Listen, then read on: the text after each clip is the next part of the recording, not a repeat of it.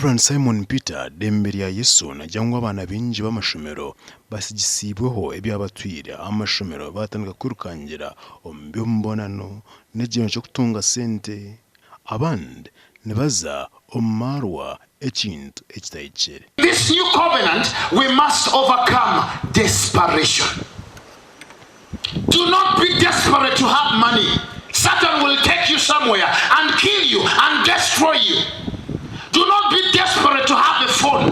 Do not be desperate to do certain things.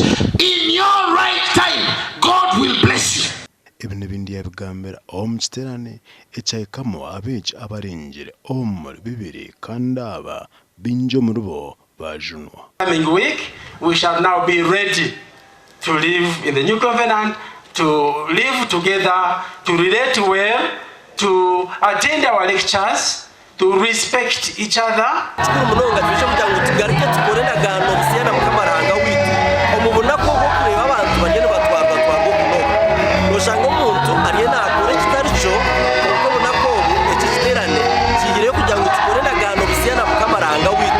Ekiterane eki kimazire ebiro bishatu.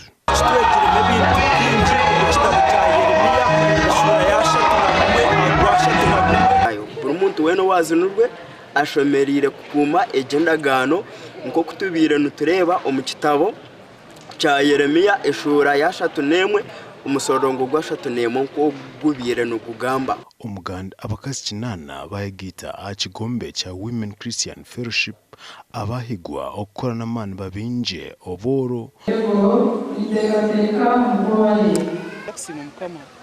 ahubwo kuba turi ntoreza Maria Mangadarene kandi umukazi wo akabico kurebera yakuratira Yesu yamumanye yamwetegereza nabo ababire batagisirwe bakaba banagirwe nyuma konkanyo we nyo mukazi omugite na munonga kimpayirize kutahamu hati ndio nishoma ohereza ine cyonyo kinyambere munonga uko mucyara nangwa tukugera ngo nabatagisirwe ninga abagisirwe bomba ahubwo tuyenga munonga bwe twasemerwe rizo batonsironsinga ahaburisa bwitu zoba bakazi kinana nabana basaho bataho mu kibiniki bakuzara abana barungi bagire amakamarungi byona byabe mu district ya Mbarara.